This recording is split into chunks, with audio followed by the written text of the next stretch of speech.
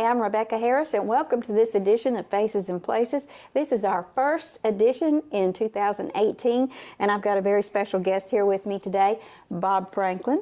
Not only is he my friend because he's helped me out so many times when we needed to know what was going on in our area so that we could be prepared in the city, but he is the director of the Russell County Homeland Security and Emergency Management.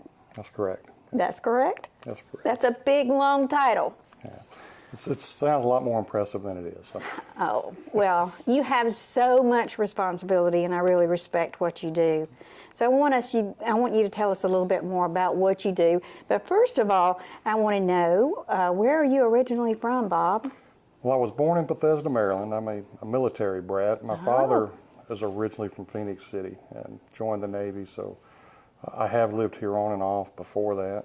Been living here steadily since 1974. Met my wife here, and who is also a military brat. So okay. She was born in Fort Leonard Wood, Missouri. Who's your wife? Laurie Franklin. Okay. And so we've been married 34 years now. So, wow, that's awesome. Great, yeah. How she put up with me that long, I don't know. But we have two children. They're both married and have two children. So I have 4 grandchildren. My son Robert is a police officer in Auburn. That's great. Does that, and my daughter lives in Fort Mitchell and works for Blue Cross Blue Shield. What does Laurie do? Laurie works for the Russell County Sheriff's Office. She's the office manager there, so she tries to keep that office running. So y'all both are creating service for the community, and we appreciate that very much. Thank you. Well, I just wanted to know, what do you think brought you here to Phenix City, and what made you want to stay here in the Phenix City area? Well, when you grow up here, you kind of get attached to it. Phenix City I've lived in a lot of different places, from Puerto Rico to Alaska, and I like Phenix City. It's a nice, comfortable community. It's a very unique place. It is, and it's really close to everything. So if you want to go to the beach, it's not very far away. Well, can you tell me where your office is in Phenix City? Our office is actually next door to the Sheriff's Office at 311 Prentice Drive in Phenix City. You've got the Sheriff's Office in the jail, and then my office. So who do you work with? I work with David Martin, who is my Deputy Director, and Samantha Cato, who is our Operations Specialist. Both of them put in a lot of long, hard hours when we need to. We do have 2 contract folks. I've got Jim Herring, who takes care of our warning sirens for us, and Terry Spencer, who takes care of our equipment. Well, and talking about putting in long, hard hours when something is going on, I know it must be difficult for you to leave your family when you know that a disaster is about to happen. Yeah, it's usually when bad weather comes in or something happens, I'm usually not at home. So I think my wife has gotten used to that. I may roll out of bed at 2 o'clock in the morning when the phone rings and may not be back for a few hours or at all that night. It takes a very special family, and like you said, you've been married all these years, and she understands that. Yeah. So and with her kudos job to responsibility, she has those same opportunities to have to go to work as well. So it's not quite as often, but we both do the same thing. Well, I want you to tell us a little bit about some of the things that have occurred in the last couple of years that's real significant in our area. Well, if you can, you talk about getting out of bed in the middle of the night. Christmas Eve 2 years ago, we had a overabundance of rainfall. My office, everyone in my office, as well as Public Works in Phenix City, the police department, the fire department, the Russell County engineer, the city engineer, all of those folks were up and out working on Christmas Eve and then again on Christmas Day. So when you have that kind of impact where you have a lot of roads washed out or culverts washed out or people flooded, there's a whole lot of people that are out there working besides just me. And the good thing is about this area is all of those people work together so well. They pull together, they work hard together, and they make sure that the job gets done.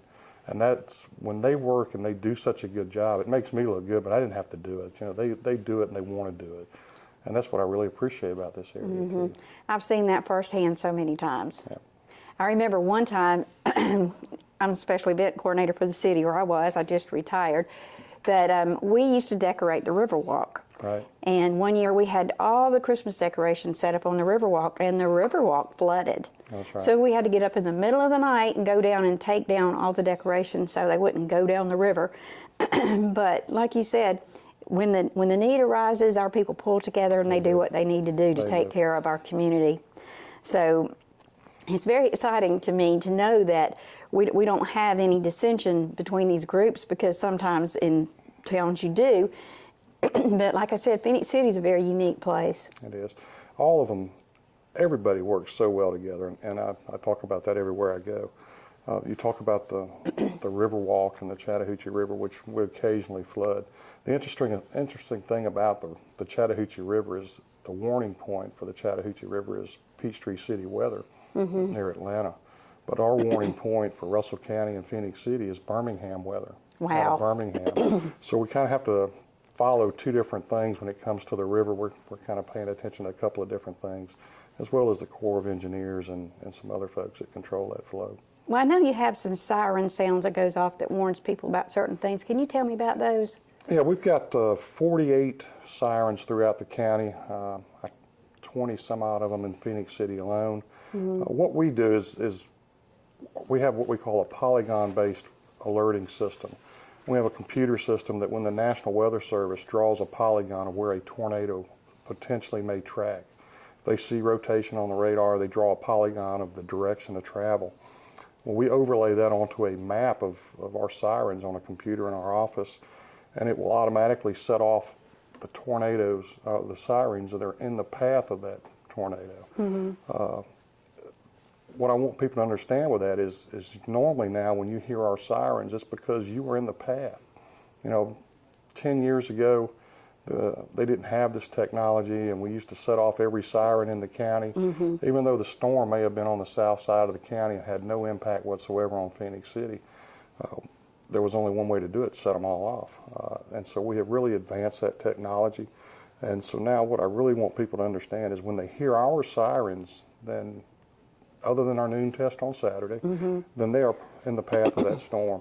And I can give you an example. I was out at Crawford Lodge speaking to a group of people, and there was some bad weather going on in my office.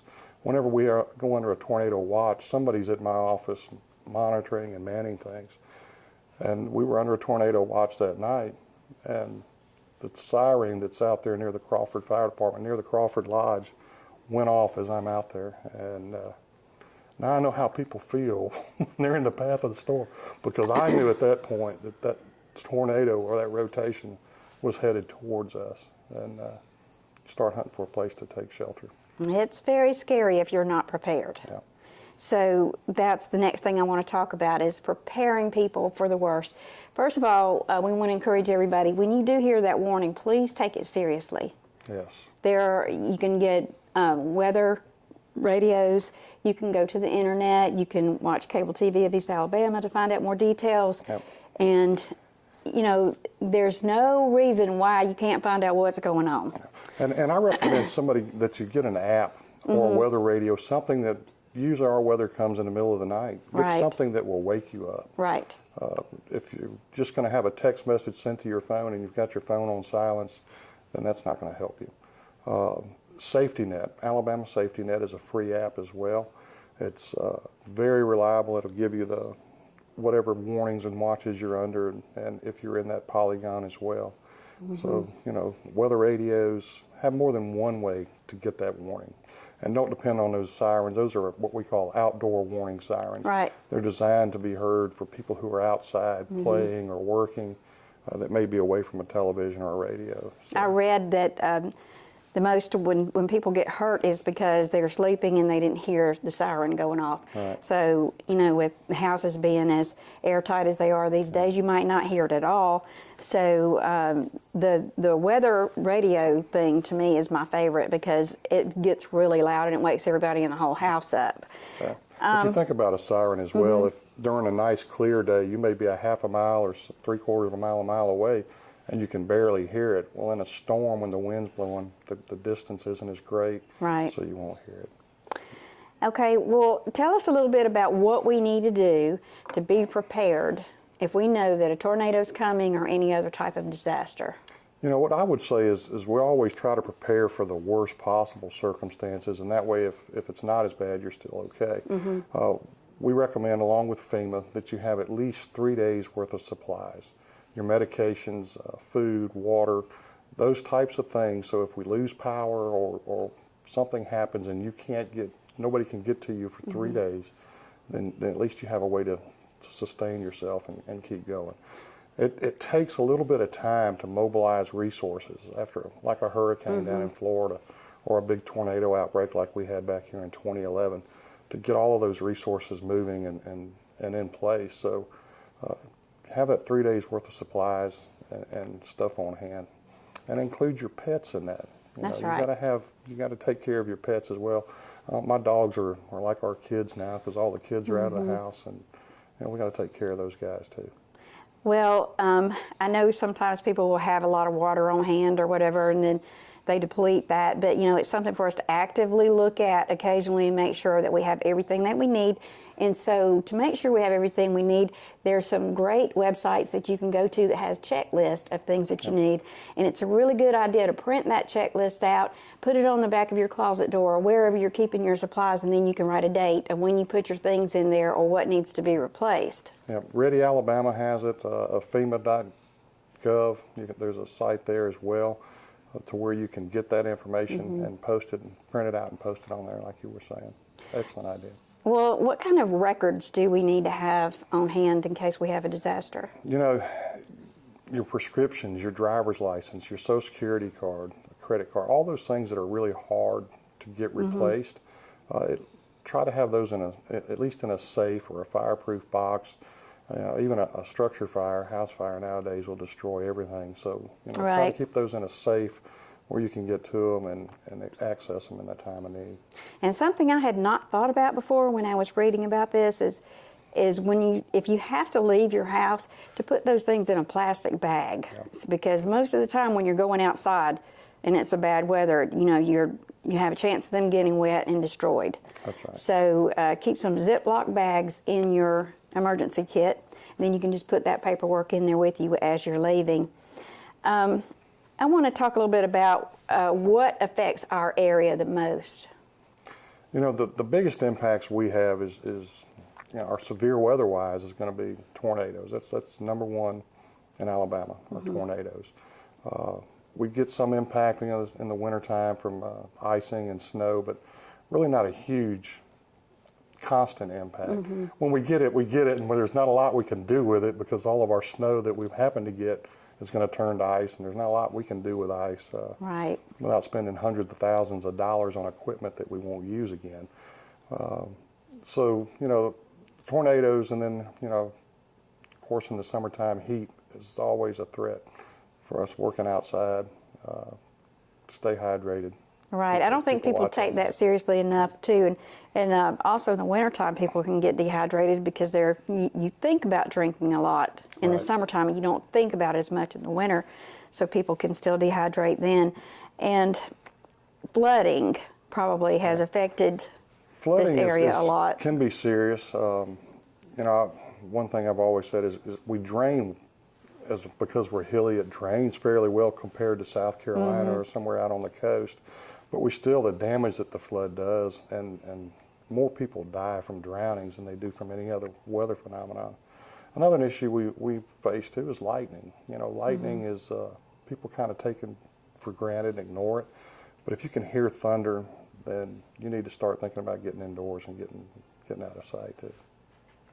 Well, I know flooding has affected me because I would call you. That's how I got to know you when we were planning things at the amphitheater, because sometimes it would be totally underwater. Yeah. But you could always give us a heads up that it was going to happen so we could get prepared for it. Yeah, that's one thing about, once again, on the Chattahoochee, we do get notifications from the Corps engineers when they're going to release water. And when they release enough that we know at certain levels and certain flows that certain areas are going to go under, so I try to notify you guys, the PD, and all those areas where we know are going to go underwater, so we can keep people away. We've always done a great job with that. Yeah. Well, how can people help you? Well, that number one, if they can be prepared, self-sufficient, and for at least 3 days. That would be great. If they wanted to volunteer or do those kind of things, we have a program called CERT, Community Emergency Response Team. We do CERT training. If we can get enough people up, we'll do another class. And that teaches you how to shut off gas valves, how to operate fire extinguishers, how to do some self-rescues, and how to help your neighbors. If we had a big event, there's just not enough responders out there, trained responders, to get everywhere at one time. And we may have to help each other out as neighbors in order to get through it until the professionals or the other folks get there. So, you know, we highly encourage people to take a CERT class if they can do it. Take a CPR class. You never know when you may have to help your neighbor. How do they find out about getting into this training? I think that's a great idea. If they can contact our office at 334-291-5079, they can speak with David Martin. He lines up that type of training for us. Love to get a full class on CERT going and get that going. That's and we can great. also get them pointed towards the Red Cross or those other folks who do CPR and those other type first aid. So what are some of the organizations that people can get involved with if they want to do this on a regular basis? Well, you know, the Red Cross is always an excellent place to go. That's always looking for some help. The volunteer fire departments out in the county, if you live outside the city limits of Phenix City, every fire department out there, there's 11 of them, are all volunteer. Right. And they always need some help. There's a lot of community groups that also, what we call VOADs, volunteer organizations active in disasters, that are also always looking for people to get involved and help. So if they want to contact our office for that as well, we can kind of point them, feel out what their abilities are and where they may want to go and kind of point them in the right direction. Okay, and you were talking about pets just a little while ago. Right. Is there anything that people can do to help with displaced pets? Well, you know, there's always a need for temporary adoption or help out these animal shelters that try to save pets. I have a cousin up in Virginia whose dog went missing just recently, and a neighbor had found it and turned it into the Humane Society, and they posted it, and they got reunited, and that was a great thing. So, you know, don't ignore the poor little stray dog and let him suffer out in the cold. If you see it, take it to a shelter, and they'll find the owners. Right, and it really helps to get a tag. Yes. And put your phone number on the tag so that people can call you and let you know they found your pet. We just recently had to do that. Or either one, you know, where they can read those. Yeah, we just recently had to do that. Our little dog decided he wanted to go on a little tour of the neighborhood, and but someone called us and said, "Hey, I think I have your dog." Yeah. And we were so happy because, like you said, he is part of the family. So, well, Bob, I want to thank you so much for everything that you do in the community, and you have a very, very special family as well. Thank you. So anytime I've ever had to call this gentleman to give me advice about how to get prepared for the weather coming in or flooding coming in so that we could continue our events and to carry on with our everyday city life, he's always been there for us. So I wish you a wonderful 2018. And thank you for joining me today on Faces and Places. Thank you for having me. Where you never know whose face you'll see or where we'll be. Until next time.